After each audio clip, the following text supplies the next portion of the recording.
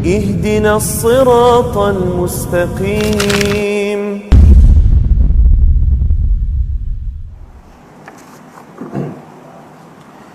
Bismillahirrahmanirrahim. Assalamualaikum warahmatullahi wabarakatuh. Alhamdulillah ala ihsanih wa syukru lahu ala taufiqihi wa amtinani. Asyhadu an la ilaha illallah wahdahu la syarikalah ta'ziman li sya'nih wa asyhadu anna Muhammadan abduhu wa rasuluh ad-da'i ila ridwanih sallallahu alaihi wa ala alihi wa sahbihi wa ikhwanih wa sallama tasliman katsira, amma ba'd. Ikhwani fid din, a'azzani Allah wa iyyakum. Alhamdulillah, kita bersyukur kepada Allah Subhanahu wa taala di hari yang ke-8 di bulan Ramadan kita masih diberikan nikmat kesehatan wal afiat. Kita diberi kekuatan untuk melanjutkan ibadah di bulan yang mulia ini. Semoga Allah Subhanahu wa taala senantiasa memberikan istiqamah kepada kita dan menyempurnakan pahala kita sampai di akhir Ramadan. Ikhwani fid din, azani Allah wa iyyakum. Kita lanjutkan kembali pembahasan dari Mukhtasar Ahkamis Siyam terkait dengan ringkasan hukum-hukum seputar puasa, dan kita masih dalam pembahasan sunnah-sunnah dan adab-adab berpuasa, dimana ini mungkin dari pembahasan yang terakhir, dari pembahasan terkait dengan puasa. Berikutnya disebutkan tentang i'tikaf dan zakatul fitr. Ya, di pertemuan sebelumnya kita telah menyebutkan dua hal dari adab dan etika orang yang berpuasa, dari perkara yang disunnahkan. Yang pertama, ta'khiru as-suhur, mengakhirkan makan sahurnya, mengakhirkan makan sahur. Nah, ini dari adab orang yang berpuasa, dia tidak menyegerakan sahurnya tapi dia akhirkan. Dan yang kedua,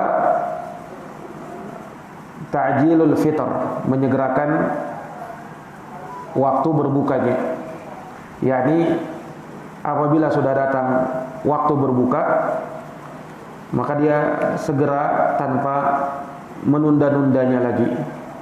Nah, dan itu dari pembeda antara puasa seorang muslim dengan yang lainnya. Nah, dan menyegerakan berbuka yang dimaksud di sini adalah apabila sudah teryakini bahwa matahari telah terbenam, maka tatkala itu waktu berbuka telah tiba dan hendaknya dia segera membatalkan puasanya, entah dengan memakan sedikit kurma atau meminum air atau semisal dengan itu. Baik, ini dua hal yang kita bahas di pertemuan sebelumnya. Kemudian yang berikutnya di sini disebutkan oleh Asy-Syaikh rahimahullahu taala atau hafizahullahu taala, istihbabu as-siwaki mutlaqan, disunnahkannya bersiwak secara mutlak. Ini dari sunnah orang yang berpuasa, disunnahkannya bersiwak. Dan ini menyelisihi keyakinan sebagian orang, di mana mereka melarang atau memakruhkan bersiwak, ini menggosok gigi bagi orang yang berpuasa. Ini pendapat yang tidak benar dan tidak berdasar sama sekali. Iya, yang benar bahwa orang yang berpuasa tetap disunnahkan untuk bersiwak. Nah, secara umum dan lebih khusus lagi di waktu-waktu tertentu, seperti ketika mau wudu atau mau sholat, maka di situ disunnahkan untuk bersiwak. Iya. Kata beliau, wa hada qaulul Imam Malik wa Abu Hanifah wa ikhtara dzalika Syekhul Islam. Dan ini pendapatnya Imam Malik dan Imam Abu Hanifah. Dan ini juga pendapat yang dipilih oleh Syekhul Islam Ahmad bin Abdul Halim Ibni Taimiyah rahimahullah. Yani tentang disunnahkannya bersiwak secara mutlak. Di hadits Abi Hurairah, ini berdasarkan hadits Abu Hurairah radhiyallahu anhu, laula an asyqa ala ummati la amartuhum bisiwaki inda kulli shalah. Andaikan tidak memberatkan umatku, niscaya aku akan perintahkan mereka untuk bersiwak setiap kali mau sholat. Andaikan tidak memberatkan umatku, niscaya kuperintahkan mereka untuk bersiwak setiap kali mau sholat. Ini hadis umum. Nabi tidak membedakan apakah saat berpuasa atau tidak berpuasa. Iya, muttafaqun alaihi, hadisnya riwayat Bukhari dan Muslim. Wa fi riwayatin, dalam satu riwayat, inda kulli wudu, setiap kali mau wudu. Disunnahkan bersiwak setiap kali mau wudu. Akhrajahu Malikun wa Ahmadu bi isnadin sahih. Hadisnya dikeluarkan oleh Malik, Ahmad dengan sanad yang sahih. Nah, jadi dari hadis ini menunjukkan bahwa bersiwak itu sunnah, entah kita berpuasa atau tidak berpuasa. Nah, dan lebih ditekankan lagi ketika mau sholat. Ketika mau sholat. Ya, yang kemarin kita ingatkan yaitu memakai pasta gigi, memakai odol, ya. Nah, itu yang kata Syekh Al-Utsaimin, ya, kalau misalnya dia mampu menggunakan odol yang tidak terlalu tajam, ya, baunya dan rasanya, itu lebih utama. Atau kalau misalnya dia gunakan, maka dia pakai sedikit saja, ya, karena kalau pada sebagian odol yang agak tajam itu bisa terasa. Nah, baik. Maka ini dari perkara yang disunnahkan dan merupakan adab bagi orang yang berpuasa. Nah, kemudian selanjutnya tilawatul Qur'ani wa a'malul bir, dari adab dan etika. Dan yang disunnahkan dari orang yang berpuasa adalah tilawatul Qur'an, membaca Al-Qur'anul Karim dan melakukan amal kebajikan. Membaca Al-Quran dan melakukan amal kebajikan. Iya, ini dari amal yang disunnahkan. Kata beliau di sini, yustahabbu lis-shaimi ayyukthira min tilawatil Qur'an wa tadabburihi. Disunnahkan bagi orang yang berpuasa untuk memperbanyak membaca Al-Quran serta mentadabburinya. Wa ayyukthira min a'malil bir, kemudian dia memperbanyak amal-amal kebajikan. Di hadis Ibnu Abbas radhiyallahu anhuma, berdasarkan hadisnya Ibnu Abbas radhiyallahu anhuma fi sahihaini, yang terdapat dalam riwayat Bukhari dan Muslim dalam kitab sahih mereka. Qala, Ibnu Abbas berkata, kana Rasulullah sallallahu alaihi wasallam ajwadan nasi. Rasulullah SAW itu orang yang paling dermawan. Wa kana ajwadu ma yakunu fi Ramadan. Dan beliau lebih dermawan lagi tatkala tiba bulan Ramadan. Hina yalqahu Jibril, ketika beliau dijumpai oleh malaikat Jibril. Wa kana yalqahu fi kulli lailatin min Ramadan.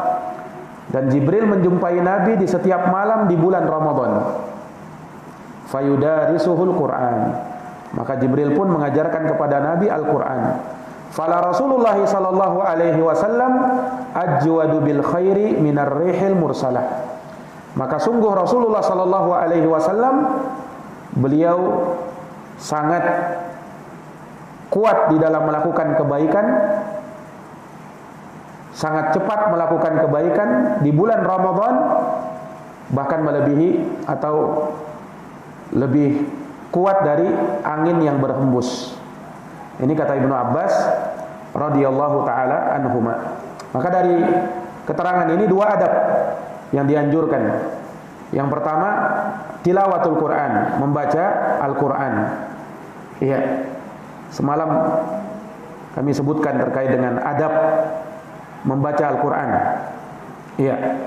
Di mana orang yang membaca Al-Quran, ya, pertama yang harus dia perhatikan adalah keikhlasan, ketulusan di dalam membacanya. Kemudian dia membacanya dengan hati yang hadir, bukan dengan hati yang lalai. Dia baca Quran tapi pikirannya melayang entah kemana. Ini tidak beradab di dalam membaca Al-Quran. Kalau kita baca Al-Quran, walaupun mungkin artinya kita kurang paham, tapi hendaknya fokus. Jangan membaca Quran kemudian pikirannya melayang-layang entah kemana. Nah, itu tidak beradab di dalam membaca Al-Quran. Iya.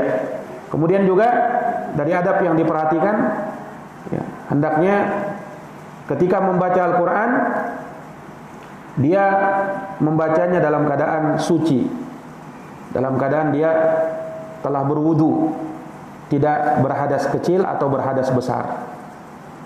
Itu dari hal yang disunnahkan. Nah, sebab disebutkan di dalam Al-Quran, la yamassuhu illal mutahharun. Tidak ada yang menyentuh Al-Quran itu kecuali orang-orang yang disucikan. Menurut penafsiran sebagian ulama, tidak ada yang menyentuhnya, maksudnya menyentuh Al-Quran kecuali orang-orang yang disucikan, yaitu orang-orang yang suci. Nah, dan ini lebih tegas lagi dalam suatu hadis disebutkan la yamassul Qur'ana illa tahir. Tidak ada yang menyentuh Al-Quran kecuali orang yang suci. Ya. Ini dari adab. Ya, walaupun para ulama mengatakan tidak diwajibkan membaca Quran itu dalam keadaan suci, akan tetapi disunnahkan. Dan alangkah baiknya ketika kita membaca Al-Quran dalam keadaan kita suci, tidak berhadas, baik hadas besar maupun hadas kecil. Nah, kemudian juga dari adab yang perlu diperhatikan adalah beristi'adzah, mengucapkan a'udzubillahi minasyaitonirrajim sebelum membaca Al-Quran. Nah, ada beberapa lafaz, ya, boleh dia baca a'udzubillahi minasyaitonirrajim, atau dia tambah dengan a'udzubillahi samiil alimi minasyaitonirrajim, atau yang paling lengkapnya a'udzubillahi samiil alimi minasyaitonirrajim min hamzihi wa nafthihi wa nafthihi. Nah, itu isti'adzah. Dan itu diucapkan setiap kali membaca Al-Quran. Iya. Dan juga membaca basmalah, bismillahirrahmanirrahim. Hanya kalau basmalah itu dibaca di awal surat. Nah, di awal surat, di ayat pertama sebelum membacanya, maka membaca bismillahirrahmanirrahim. Kecuali surat Al-Bara'ah, kecuali surat At-Taubah. Nah, kalau membacanya dari awal itu tidak memakai bismillahirrahmanirrahim. Tetapi a'udzubillahi minasyaitonirrajim, kemudian langsung masuk ayat pertama.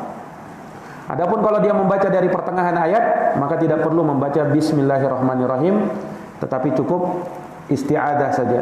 Allah berfirman dalam Quran, "Fa idza qara'tal Qur'ana fasta'id billahi minasyaitonirrajim."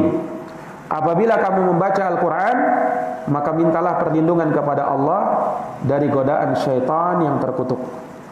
Nah, ini dari adab seseorang yang membaca Al-Quran. Kemudian juga dari adab membaca Al-Quran, membacanya dengan penuh tadabbur. Iya, sesekali dia melihat arti, sesekali dia membaca tafsirnya.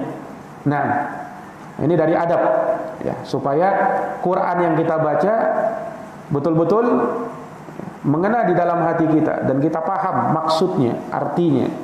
Nah, dan agar lebih khusyuk hati kita ketika membaca Al-Qur'an. Afala yatadabbaruna Al-Qur'an am ala qulubin aqfaluha. Tidakkah mereka tadabbur terhadap ayat-ayat Quran, ataukah di dalam hati mereka terdapat gembok yang telah menutup hati mereka sehingga tidak lagi dapat menerima hidayah dari Allah Subhanahu wa taala. Nah, kitabun anzalnahu ilaika mubarak liyadabbaru ayatihi. Al-Quran itu kitab yang diberkahi. Nah, kami turunkan kepadamu wahai Muhammad agar manusia mentadabburi ayat-ayatnya. Jadi hendaknya kita membaca dengan penuh tadabbur. Nah, kemudian juga dari adab membaca Al-Quran, ya, hendaknya dia membacanya, ya, dengan tartil, ya, membaca dengan tartil. Disebutkan dalam Quran, warattilil Qur'ana tartila, dan bacalah Quran itu dengan tartil. Apa dengan tartil?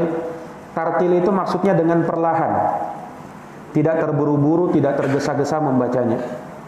Bukan artinya tidak boleh cepat dalam membaca Quran. Boleh seseorang cepat membaca Al-Quran, tetapi dalam keadaan dia tetap memperhatikan panjang pendeknya, makharij dari hurufnya. Nah, itu dia harus perhatikan. Jangan dia cepat tapi amburadul bacaannya. Nah, jadi kalau orang yang baru baca Quran, ya, belum mengerti panjang pendek atau makhraj hurufnya, hendaknya dia membaca dengan perlahan, jangan terburu-buru. Tapi kalau dia sudah mahir di dalamnya, dia membaca dengan cepat untuk menyelesaikan targetnya, maka tidak masalah untuk hal tersebut. Ya, selama dia masih memperhatikan hak-hak dari bacaannya. Nah, ini dari hal yang harusnya diperhatikan. Makanya disebutkan dalam Musnad Ahmad dan Sunan At-Tirmidzi dengan sanad yang sahih, disahihkan oleh Syekh Al-Albani, dari hadits Ummu Salamah radhiyallahu anha, bahwasanya beliau pernah ditanya tentang bacaan Qur'annya Nabi. Bagaimana Nabi membaca Quran? Maka Ummu Salamah berkata, "Kana yuqatti'u qira'atahu ayatan-ayatan." Beliau itu kalau membaca Quran, beliau, ya, baca ayat per ayat. Beliau baca ayat per ayat. yakni bismillahirrahmanirrahim. Beliau stop. Alhamdulillahi rabbil alamin, stop di situ. Ar-Rahmanir Rahim, stop di situ. Maliki yaumiddin, stop di situ. Terus. Nah, tidak seperti ada sebagian orang membacanya dengan sekali nafas, ya. Nah, kalau dia mau sambung boleh saja, ya. Tetapi kalau sampai membaca dengan satu kali nafas, ini mengurangi, ya, adab di dalam kita membaca Al-Quran. Nabi itu membacanya ayat per ayat, ayat demi ayat. Nah, ini dari adab-adab yang perlu kita perhatikan. Kemudian ada hal-hal yang juga perlu diingat, ya, membaca Al-Quran dengan ucapan Sadaqallahul Azim, ya, yang artinya Sadaqallahu, maha benar Allah, Al-Azim, zat yang maha agung. Nah, kalau dia baca Sadaqallahul Azim setiap kali selesai membaca Al-Quran, ini dari perkara yang tidak ada tuntunannya dari Nabi Sallallahu Alaihi Wasallam. Ya, setiap kali baca Quran Sadaqallahul Azim, setiap kali Sadaqallahul Azim, tidak ada dalilnya. Ya, walaupun kalau dia ucapkan sesekali, ya, maka tidak ada masalah. Tetapi kalau terus-menerus dia ucapkan, nah, maka ini telah membuat syariat baru yang tidak pernah diajarkan oleh Nabi Sallallahu Alaihi Wasallam. Dari sisi makna Sadaqallahul Azim itu benar. Kalau kita misalnya membaca ayat kemudian kita bilang Sadaqallahul Azim, tidak ada masalah. Ya, tidak ada masalah. Tetapi kalau setiap kali mengakhiri bacaan Quran dengan Sadaqallahul Azim, maka ini tidak ada dalilnya. Tidak ada dalilnya. Baik. Nah, ini dari hal yang hendaknya kita perhatikan. Demikian pula setiap kali baca Quran ada sebagian orang menciumnya, kadang begini, ya.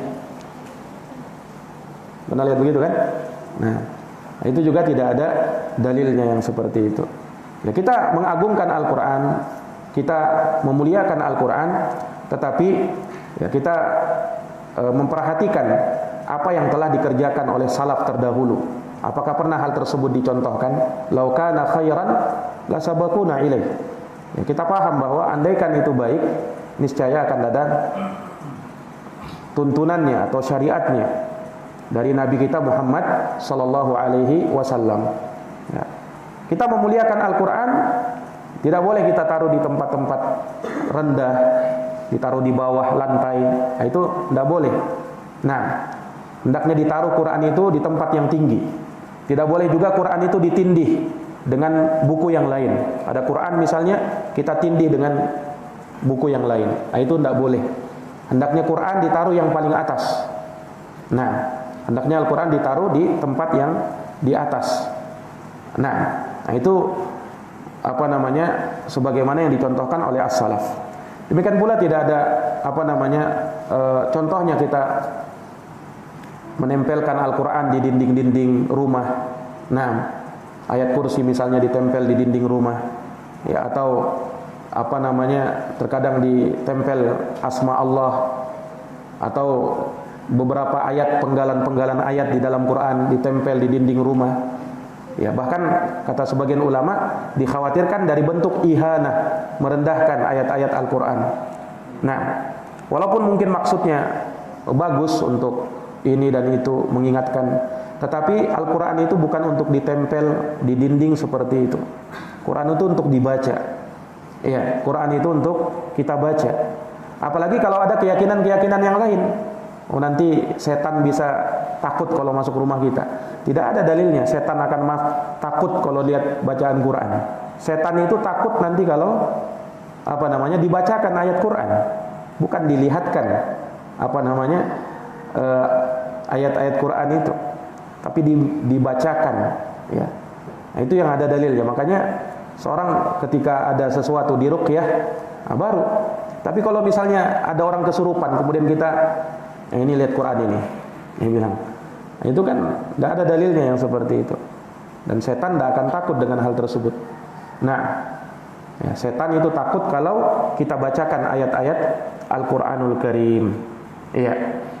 Nah, ini dari hal yang hendaknya kita perhatikan. Baik. Demikian pula secara umum melakukan amal kebajikan, ya, di bulan Ramadan ini tentu dari perkara yang dituntut dari seorang hamba, melakukan amal kebajikan apapun itu. Dari amal kebajikan, entah itu menyambung tali silaturahim, berbakti kepada kedua orang tua, di bulan Ramadan ini manfaatkan untuk kita silaturahim. Ya, ada keluarga kita mungkin jarang kita kunjungi mereka. Sambung tali silaturahim, kemudian niatkan untuk mendapatkan pahala di bulan Ramadan. Iya. Demikian pula orang tua kita misalnya jarang kita kunjungi dan niatkan dari situ sebagai amal kebajikan. Nah, sebagai amal kebajikan. Jadi di bulan Ramadan ini bukan hanya kita berpuasa, bukan hanya kita tilawatul Quran, bukan hanya kita sedekah, salat tarawih dan lain sebagainya, tapi semua amal kebajikan yang mampu kita lakukan. Ya, dari bentuk interaksi kepada orang lain, berbuat baik, tersenyum, menyapa orang dengan salam dan lain sebagainya, dari akhlak seorang muslim, ya, baik kepada Allah Subhanahu wa taala ataupun kepada sesamanya. Nah, kemudian di sini kata beliau ba'du adabis siyam, beberapa adab-adab orang yang berpuasa.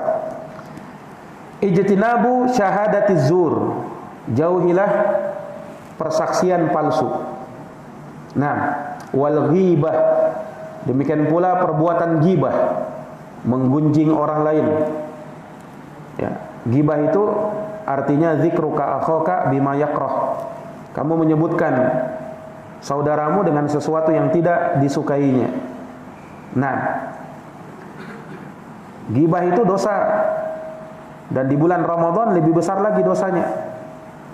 Wasairil ma'asi, demikian pula jauhi semua perbuatan-perbuatan maksiat. Iya, jauhi semua perbuatan-perbuatan maksiat. Makanya di awal Ramadan Allah berfirman, atau akan ada penyuruh di atas langit, ya, bahwa ya baghiyal khairi aqbil, wahai yang menginginkan kebaikan, kemarilah. Wa ya baghiyasy syarr aqsir, wahai yang ingin melakukan kejelekan, tahanlah, kurangilah. Iya. Ini di bulan yang mulia, bulan yang dengannya kita harusnya menjauhi perbuatan dosa dan maksiat kepada Allah Subhanahu wa taala. Tapi Allahul musta'an, terkadang sebagian orang tidak peka dengan peringatan-peringatan Allah. Nah, bulan Ramadan, siang hari Ramadan, harusnya kita banyak-banyak bertakwa. Ada sebagian orang justru ya dengan santainya mengisap rokok di siang hari Ramadan. Nah, ini sudah sangat keterlaluan. Bukan hanya dia melakukan hal yang diharamkan dari membatalkan puasa, kemudian dia merokok lagi. Nah, di siang hari Ramadan tanpa udzur, ya.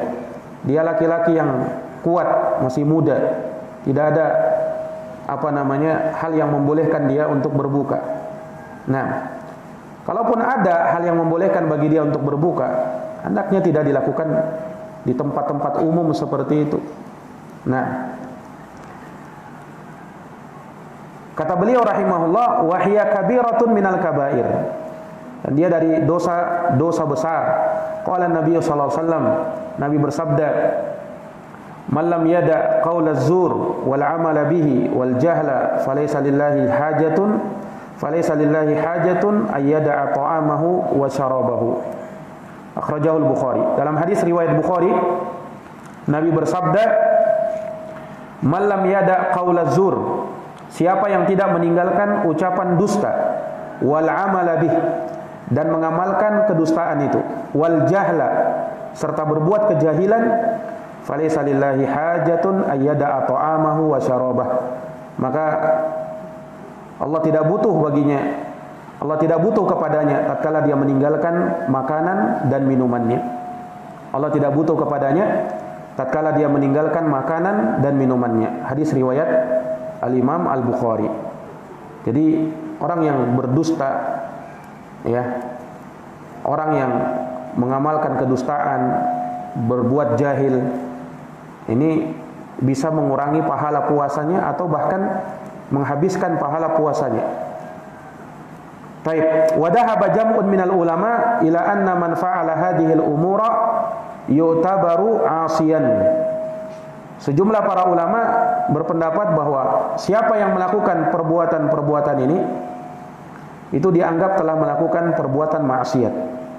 Wala yubtilu saumahu, walaupun tidak sampai membatalkan puasanya.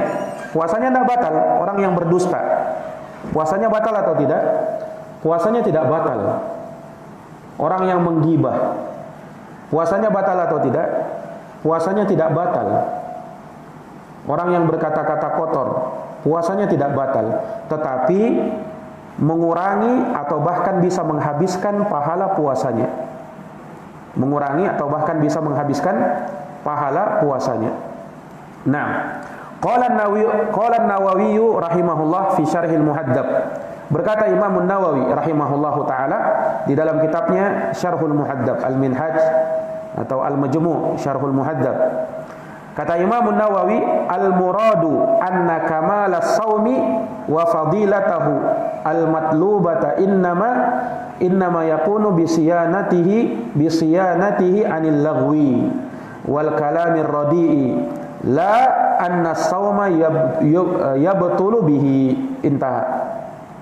Kata Imam An-Nawawi, yang dimaksud di sini adalah bahwa kesempurnaan puasa dan keutamaan yang dicari darinya itu hanyalah terjadi dengan seseorang menjaga diri dari kesia-siaan, dari perbuatan yang sia-sia, dan dari ucapan-ucapan yang buruk. Bukan kalau dia lakukan hal tersebut puasanya bisa menjadi batal, tidak. Puasanya tetap sah kata Imam Nawawi, tetapi tidak sempurna puasanya. Dia tidak dapatkan pahala dengan sempurna atau bahkan sama sekali tidak dapatkan pahala. Nah, ini dari perkara yang hendaknya kita perhatikan. Iya, ikhwani fiddin a'azzani Allah wa iyyakum. Kemudian di sini kata beliau, idza syutima falyaqul inni shaim. Apabila dia dicela, maka hendaknya dia berkata inni shaim. Saya ini sedang berpuasa. Saya ini sedang berpuasa. Fa an Abi Hurairah radhiyallahu an fi sahihain. Dalam riwayat Bukhari dan Muslim dalam sahih keduanya dari Abu Hurairah, anna Nabiy sallallahu alaihi wasallam qala, bahwa Nabi sallallahu alaihi wasallam bersabda, fa idza kana yaumu shaumi ahadikum fala yarfuth wa la yaskhaf. Apabila tiba hari berpuasa salah seorang dari kalian, maka jangan dia berkata-kata kotor dan jangan dia mengeluarkan suara-suara gaduh, berteriak-berteriak, jangan. Fa in sabahu ahadun, apabila ada orang yang mencelanya, au qatalahu, atau ingin memeranginya, falyaqul inni shaim, hendaknya dia berkata, sungguh aku orang yang berpuasa. Dia tahan dengan ucapan itu. Dia tahan dengan ucapan itu. Nah, jadi ucapan ini untuk mengingatkan dirinya atau mengingatkan orang yang ingin mencela atau memeranginya. Diingatkan, saya ini orang berpuasa. Maksudnya apa? Tidak pantas kalau saya balas perbuatanmu ini. Dan tidak sepantasnya kamu melakukan perbuatan itu kepada saya. Saya ini orang yang berpuasa. Ini maksudnya dia menahan dari melakukan perbuatan-perbuatan yang buruk.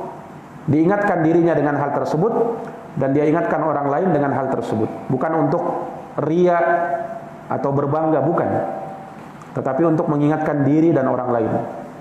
Qala an-Nawawi fil Majmu', berkata Imam an-Nawawi dalam kitabnya Al-Majmu', yaquluhu bilisanihi wa yusmi'uhu li sahibihi, ya, liyazjaruhu an nafsihi. Intaha zahirul hadis yu'ayyidu hadzal ma'na. Jadi dia ucapkan itu, ucapan inni shaim itu, saya orang yang berpuasa, dia ucapkan dengan lisannya dan dia dengarkan kepada orang yang ingin mencelanya tersebut atau ingin memeranginya tersebut. Untuk apa? Ya, untuk mengingatkan dia akan dirinya sendiri. Untuk mengingatkan dia akan dirinya sendiri. Mentanbih dia. Ya, bahwasanya saya ini orang yang berpuasa. Nah, ini ikhwani fillah azani Allah wa iyyakum. Ya, ini menunjukkan kepada kita bahwa puasa itu bukan hanya sekedar menahan lapar dan haus, tetapi yang namanya puasa itu seseorang menahan diri dari perbuatan dosa, maksiat. Demikian pula hal yang sia-sia, hal yang tidak berguna, ya, yang tidak menambah pahala baginya, ya, hendaknya dia tinggalkan dan hendaknya dia lebih fokus kepada amal-amal ketaatan yang membawa kebaikan baginya di dunia maupun di akhirat. Di dunia maupun di akhirat. Nah, dan orang yang berpuasa itu, ya, semaksimal mungkin dia melakukan ketaatan. Dia melakukan ketaatan kepada Allah Subhanahu wa taala yang sesuai dengan apa yang dicontohkan oleh Nabi kita Muhammad sallallahu alaihi wasallam. Iya. Dan jangan dia beramal dengan sesuatu yang tidak ada dalilnya di dalam agama. Iya. Karena di sana, ya, ada sebagian orang yang melakukan perkara-perkara tetapi berdasarkan dengan hadis yang lemah. Hadis yang dhaif, yang tidak ada asal usulnya dari Nabi sallallahu alaihi wasallam. Ya, seperti misalnya hadis yang cukup terkenal di kalangan orang awam, ya, padahal hal tersebut tidak ada contohnya dari Nabi sallallahu alaihi wasallam, ya, bahwa katanya disebutkan dalam hadis, ya, naumus shaim ibadatun. Tidurnya orang yang berpuasa adalah ibadah. Wasumtuhu tasbih, dan diamnya adalah ucapan tasbih. Nah, ini hadis diriwayatkan oleh Al-Baihaqi dan hadisnya lemah, sebagaimana dikatakan oleh Imam Al-Iraqi, dan Syekh Al-Albani juga melemahkan hadis ini. Ya. Nah, sebagian orang tertarik dengan hadis ini, sehingga waktunya dia manfaatkan untuk tidur. Kalau ada orang yang membangunkan dia, ini jangan diganggu, saya lagi beribadah.